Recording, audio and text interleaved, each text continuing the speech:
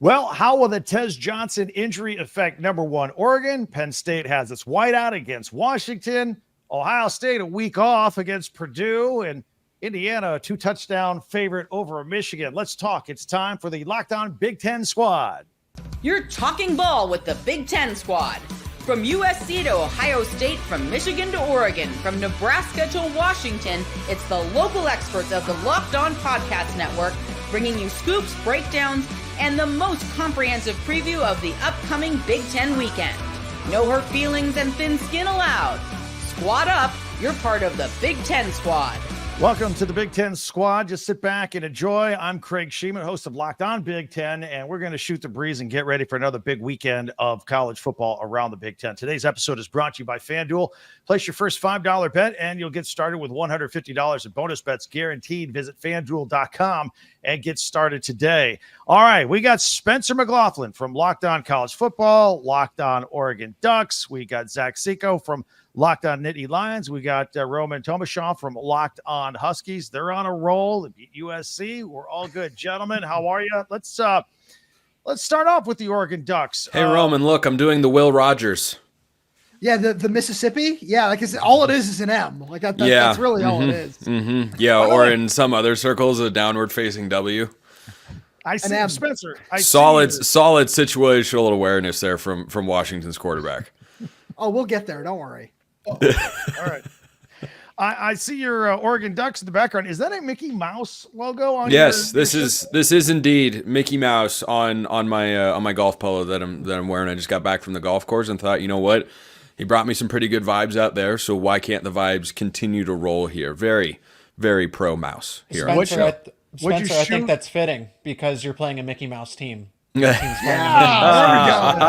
go. There we are. Now we are underway. What's your handicap? What did you shoot today? I shot 2 over, and I lost the match to my friend because I have to give him 6 shots because I'm currently at a plus 0.5, and I can't play to that very well at this point in time because, well, it's busy season, shall we say. So I'm a handicap nightmare on the golf course, but that doesn't mean I suck.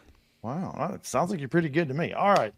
Oregon looked pretty good going into the big house, owning it, winning the game. Tez Johnson got hurt. Thankfully, it's not a season ender, but your thoughts coming out of that. And by the way, loved the silver helmets and the white uniforms. So good. So good. So very, very good. Elite uniform game, I think, across the board. Michigan and Oregon. Michigan, just a very classic, solid look, and the contrast that the Ducks uniforms had, I thought, was really good. But talking Tez Johnson, I think Oregon can be okay for now. You know, it's Maryland, it's Wisconsin on the road next week, then it's a bye, and then it's Washington. Oregon should be able to win any of those games without Tez Johnson there. The Big Ten championship game is where I'd most and first like to have Tez Johnson back. And certainly if they're not careful, Washington's a better team than their record looks. Wisconsin's solid, got to play them on the road next week. But I think the Big Ten championship game would be an ideal target return date. Yeah. But the guys that he's got stepping up to fill his shoes, really good. I mean, Evan Stewart, get this, 6 of 9 games this year for Oregon. Evan Stewart has been under 30 receiving yards. So that, to me, is a pretty natural fit to replace that production. Is Oregon's offense at its best when Evan Stewart, Trayshawn Holden, and Tez Johnson, your top 3 receivers? Yes, absolutely. Justice Lowe has proved himself incredibly capable, and I think Evan Stewart sees a bigger role. And I think this Oregon passing attack with a couple of great tight ends can still find a lot of success. All right, before we unleash Zach and Roman back and forth pre-whiteout game, Zach, big weekend this weekend. Same result against Ohio State, a top 5 teams. I know there's a lot of frustration coming out of Happy Valley. You're still a playoff team, so there's good news in my opinion anyway. But what do you think coming off that week before we look ahead to this upcoming weekend? I mean, I'm not surprised that this happened, right? I picked against the Nittany Lions, and I knew the Buckeyes better than the Locked On Buckeyes guy, right? Not me though, not me. Just I know Jay's team better than he knows his own team. Just think about that. You and I were on the same page there, but nothing changed for me personally because in the preseason I said, you know what, Ohio State's most likely going to be a loss. look at USC as that potential game that could trip Penn State up. 10-2 is the safe bet. They could probably go 11-1 and host a college football playoff game. Well, here we are. They still can go 11-1, but I don't like this matchup against Washington. It's the whiteout. I get it, but Washington's peaking, and Penn State's coming off of this emotional loss against Ohio State. So, and if history's told me anything, Penn State doesn't respond very well when they lose that game to Ohio State. Yikes. Roman, and you got this game. Now, you guys don't play well on the road, but hey, you did beat USC this weekend, and that's worth 2 wins in my book. So actually, if it's worth 2 to you, it's worth 3 to me. And this is the second year in a row that Washington has completely devastated the USC program, where this year they're forcing a quarterback change. Last year, after Dylan Johnson ran for 256 yards and 4 touchdowns, they fired Alex Grinch, which is, devastating to me personally, because there's nobody I love hating on more than Alex Grinch. I consider him my number one enemy in the world of college football. But it's riding high. It's wonderful. Anytime you get a win over USC, gotta love that. Zach, I don't know if I'd use the word peaking when describing Washington. I'd say they're on an upward trajectory, where this is kind of the win that you've been looking for, especially after spending a month away from Husky Stadium. That wasn't fun. 2 9 a.m. games, Pacific Coast time out here, Pacific Coast time superiority. But factual statement there. There's our point of unity between the Oregon and Washington fan bases.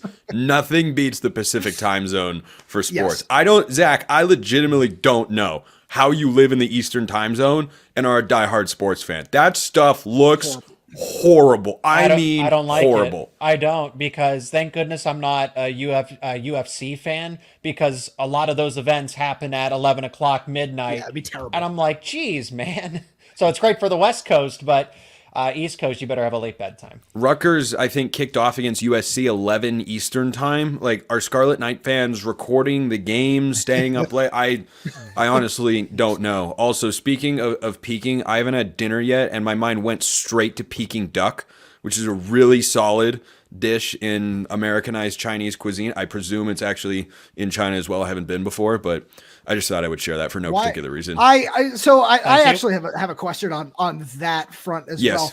As the Oregon guy, why are you gonna talk about cooked duck? That just seems like a bad omen. Like I have a commercial that does the same thing right now that we see. Yeah, that's what I was thinking of. There is something that I have discussed on the show before, and that's that I have a love of food, and I have to be completely honest. Duck, when prepared properly, is very good. It's very good, and I mean, it pains me to say that. I wish it was terrible and I could crap on, but I got to tell you, the crispy duck. The duck expert. You're the duck expert. The crispy duck at the Lotus of Siam in Las Vegas is maybe the greatest individual thing I've ever eaten. All right, let's get back to football. I love Craig. Just like he doesn't know where we're going. That's every week around here. Listen, as long as you're talking about mascots, I don't know about eating them or not, but as long as we have Zach here, I've always wanted to ask about the Penn State Nittany Lion mascot. It looks like it was stuffed in somebody's attic for 70 years and dragged out. We need an upgrade. They just made an update to the suit for what it's worth. I don't know about a change to the mascot per se. Did they update the offense while they were at it? Oh. No. Well, hey, it looked good up until they played a top 5 defense. So yes, because I will stand by the fact that Andy Kotelnicki gets you wins against, West Virginia, Illinois, and USC. A Mike Yurcich offense does not. Why are we not using Tyler Warren when we're on the 3-yard line? That's a mystery to me. Because he just ran for 40 yards. I get maybe on 3rd or 4th and goal, but on those first 2 plays, I wouldn't be surprised if the man is gassed at that point in the 4th quarter. Is he Anthony Richardson now? He's asking out because he's tired.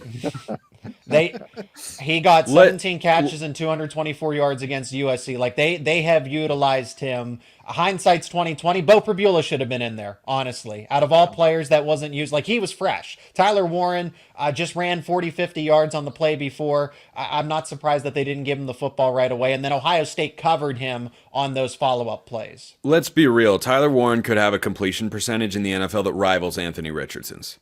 That's 100%. What, absolutely. 5 for 23 for Anthony Richardson? Somewhere Brandon Olson is just dying to get me kicked off of this network. The veins are popping out of his forehead right now. Yeah. All right. We're just warming up. We got a lot of other games to talk about. And I want to ask these guys about TV times because there may be a built-in disadvantage for the Big Ten. I'll explain that when we continue in another minute on the Locked On Big Ten squad. Hang tight. Robinhood. I'll tell you about Robinhood. Robinhood Gold. You don't need a silver spoon to eat up the financial favors of the 1%.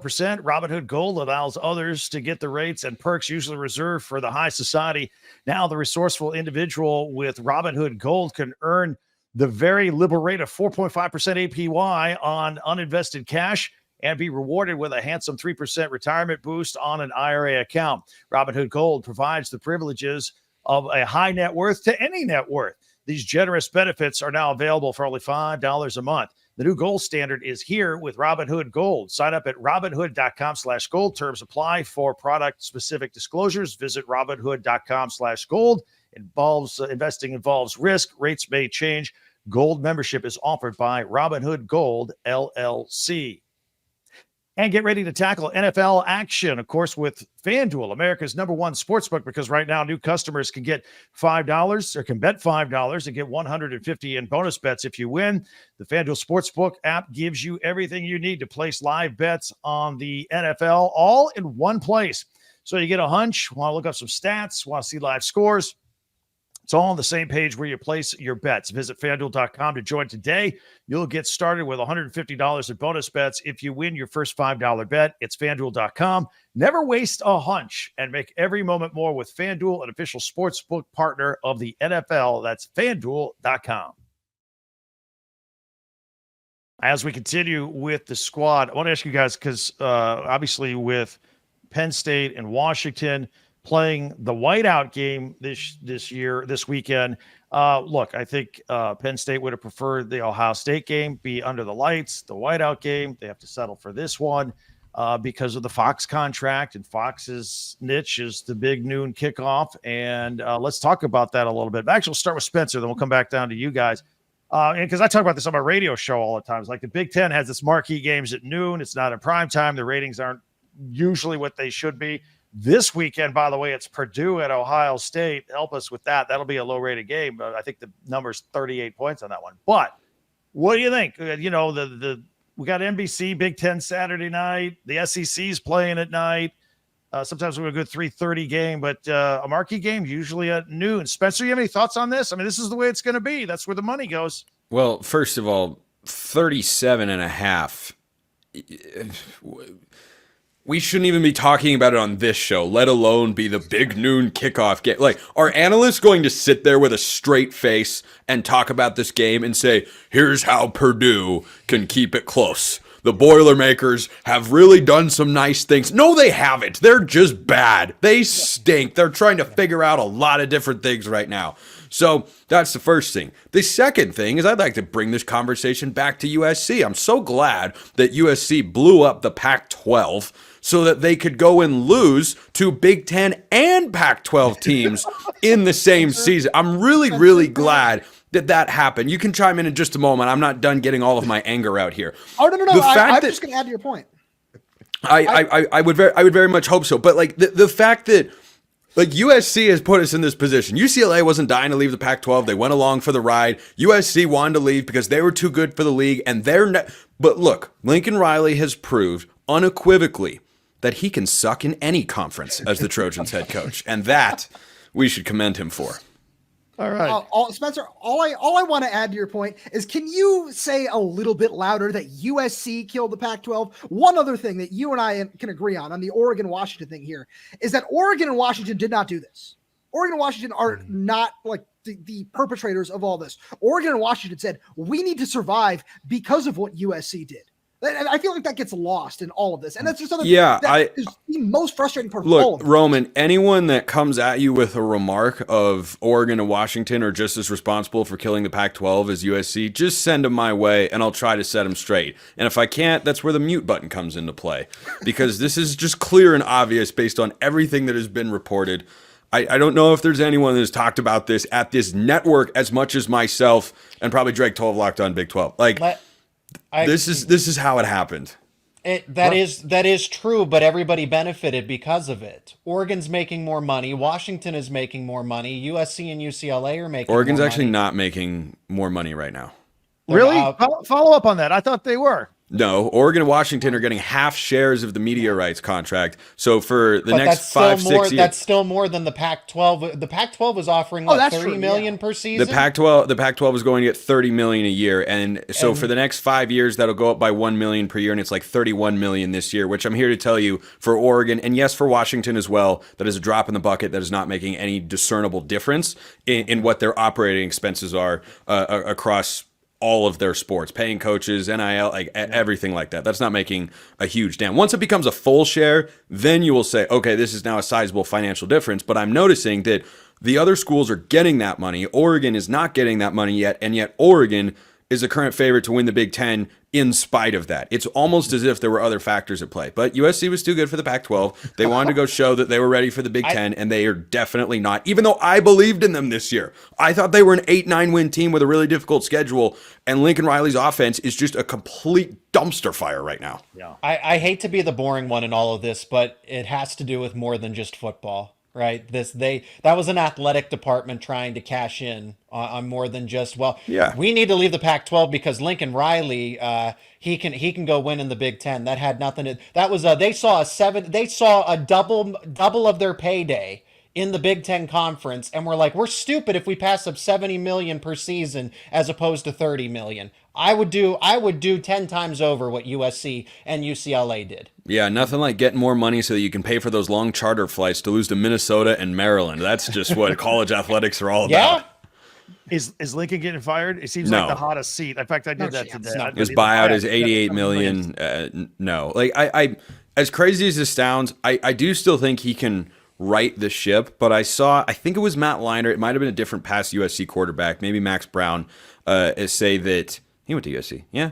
Both of them did. Yep. Yeah, so I got the Leinart part. I was just double checking. I don't know why that thought popped in my head. But anyway, the point that was made was the 2022 season was the worst thing that could have happened to USC. And it absolutely was. Because they went from 4-8. That was Max Brown. They went from 4-8 to 11-1. And if they had beat Utah in the Pac-12 title game, they were going to make the playoff. And then they lost that game. They lost the Cotton Bowl, and it's been a spiral from there. But if they hadn't had that season, the expectations wouldn't be there. But the expectations are there, and I think it didn't really allow people to understand this is a long-term rebuild to get where they need to be on both sides of the ball. Yeah. And so I think that the expectations combined with keeping Alex Grinch sent this USC program back a few years. I do still think Lincoln Riley can get it right. He's just not doing it right now. Awesome conversation. Zach, let's follow up with this. The whole whiteout thing, you guys wanted it to be the Ohio State game. You got to do Washington here this week. How are people talking about this? Is it a big deal with the Fox News games?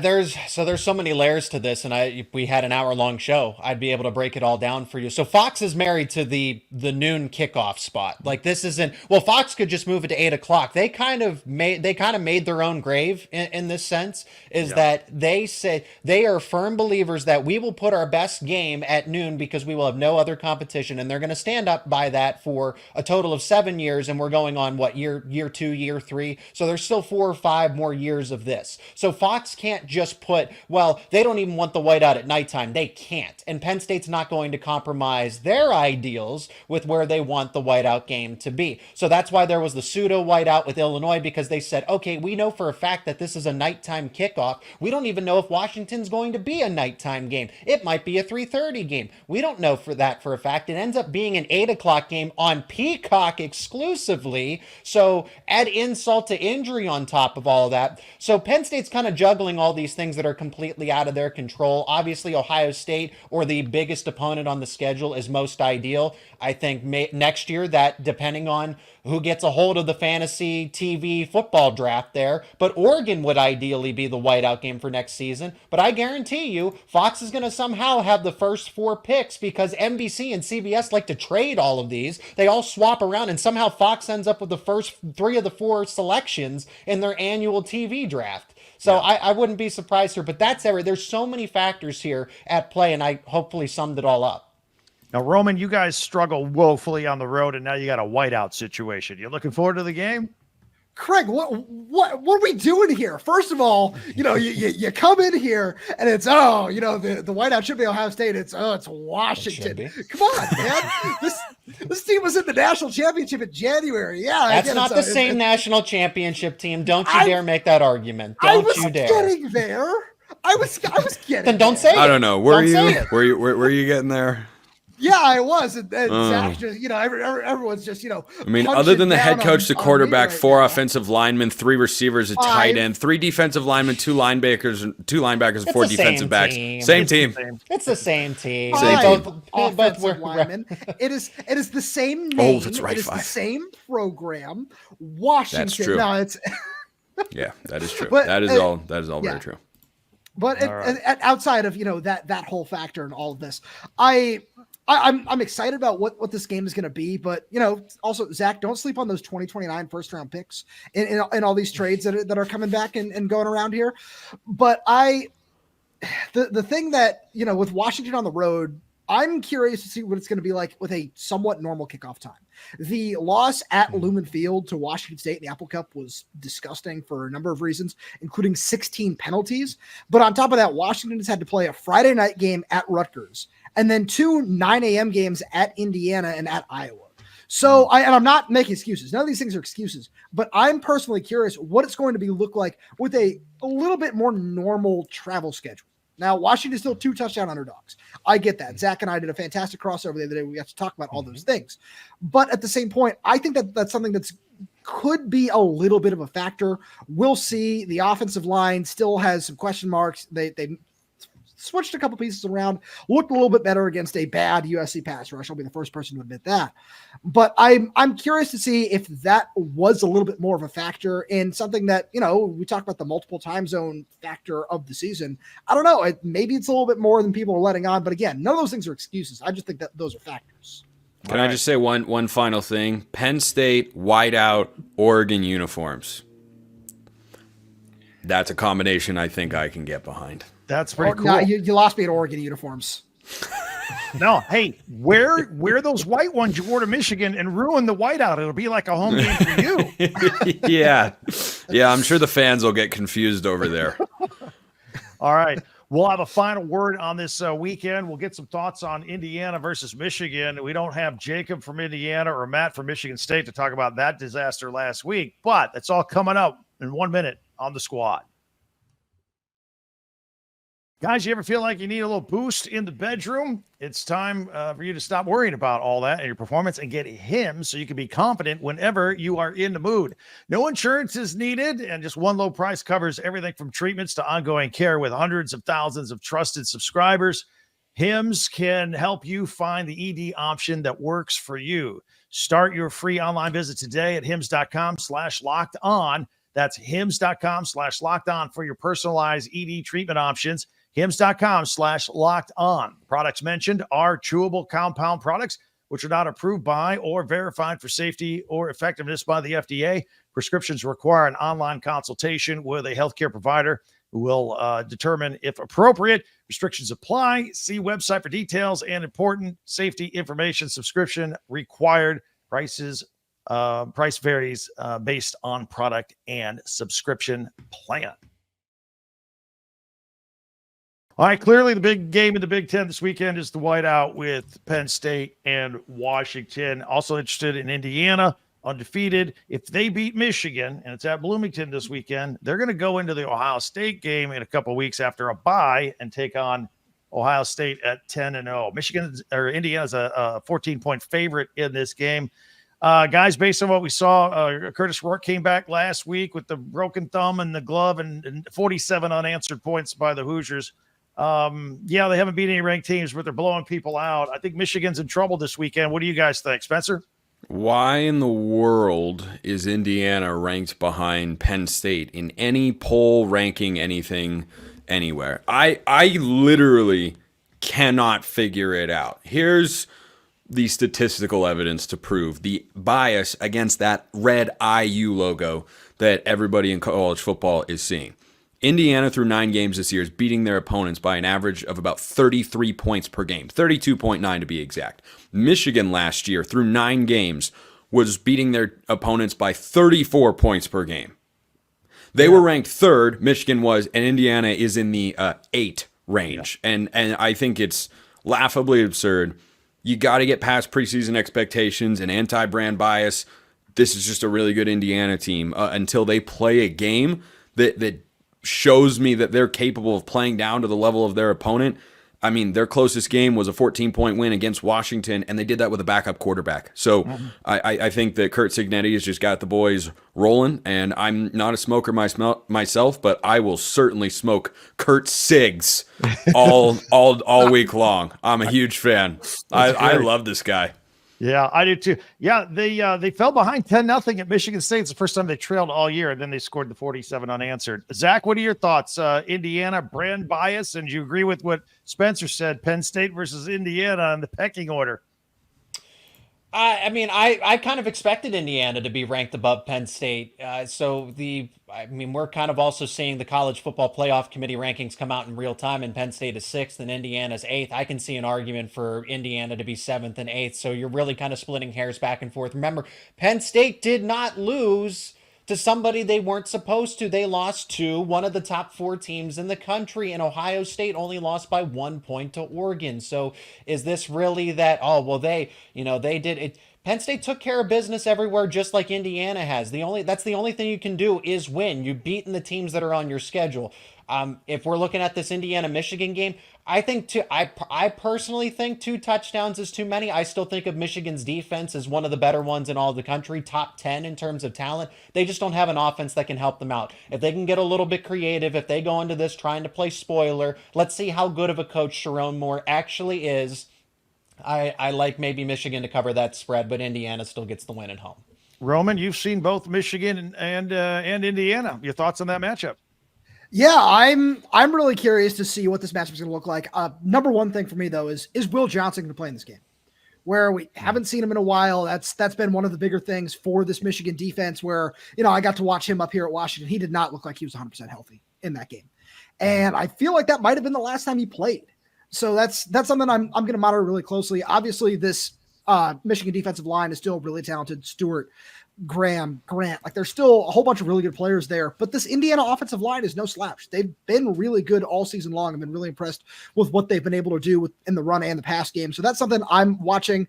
Zach, I don't know if 2 touchdowns is too much in this game. And I think the one reason for that is Michigan's porous offense. There's that would nothing. Be the reason.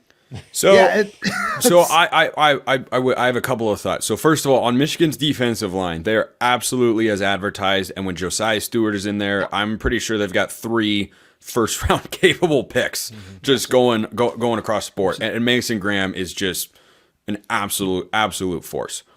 This is going to be a really good test, not as much for the Indiana offensive line, which it certainly is, as it is for Curtis Rourke. If you watch Oregon's game against Michigan last week, and I talked about this on Locked On Ducks, I think one big reason Oregon's offense had success was Dylan Gabriel. Not just the way that he made plays in big spots, and Oregon was 10 of 15 on third down, but his ability to evade the rush, manipulate the pocket, get Oregon in the right protections is perhaps the biggest reason why Oregon did not allow a sack against Michigan last week. So Curtis Rourke has to be solid. He's got to know where the blitzes are coming from, where his hots are, and he has to do all of those little details well if they're going to continue having success. Because Oregon's offensive line got pushed around more than it has, even against Ohio State, all season long against Michigan. But there were still no sacks allowed, and Oregon still ran it well. Why? Because Dylan Gabriel did a lot of the stuff between the ears. Spencer, how much you beat Maryland by this weekend? All of it. All of the points. Yeah, I'd probably a lot. I mean, no Tez Johnson, but they're at home. I don't think the defense played great last week against Michigan. Davis Warren made some good throws. He looks much improved from the early part of the season. Colston Loveland's really good. So I think that the Oregon defense has got a little bit of a chip after how they played last week. Giving up 17 points is more than I think they should have allowed. I thought they'd give up 6. So I think Oregon probably is in the 40 to 10-ish range against Maryland. Gentlemen, enjoy the weekends. And to our audience, follow these guys, Spencer, Zach, and Roman. Roman, you get a final word? Yeah, I got one thing that I just want to clear something up from the beginning of the show. I got a little bit of a rant here. Spencer, we got to talk about this M, because it's not dubs down, it's an M. There is the M. no more. Yeah, there's no more empty. Yeah, there's no more empty just jeer in college football than dubs down.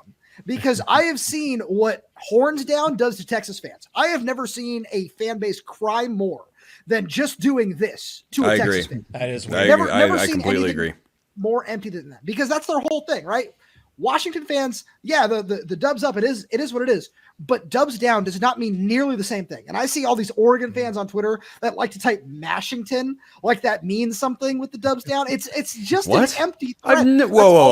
Oh, you've never seen this? I've never seen. When we get off. I've never seen Mashington, but I've seen dubs down a lot. I think. I'll send you. Look, if you asked anyone in administration at Washington, hey, Will Rogers, or what do you think about Will Rogers doing this? Whether he meant it as an M or not the look that they would advise him to go for. No, but I don't think it matters, and that's the whole thing. He's doing. It's just a playful jab. Can you tell me that? Yeah, no, I know, but yeah, I just it's just a jab. Rant. No, I know. This is look. just more of a rant I've wanted to get off my chest for multiple years, and this is the perfect time to do it, because I've seen Washington fans complaining, why is he doing a dubs down? He's taking a picture with Woody Marks, who he played with at Mississippi State. Who cares? Like, it's empty. That's all it is. He is doing an M for his buddy at Mississippi State. I'm sorry, Craig. I had to get that off my chest, because it's frustrating to see that, because nobody cares. Nobody who is actually a Washington fan thinks that dubs down means anything. Hey, we don't apologize for anything on the squad. Good job. I'll give you this symbol. Peace out, everybody. You guys do a great job. Tell the audience to listen, subscribe to these guys here. Locked On College Football, Locked On Ducks, Locked On Nittany Lions, Locked On Huskies. We're here each and every week. Follow and subscribe to your favorite Big Ten team here as we cover your favorite team every day throughout the season. Don't forget, I'll have you covered with the entire conference with Locked On Big Ten, part of the Locked On Podcast Network, your team every day. I'm Craig Shemon. We'll talk to you next time.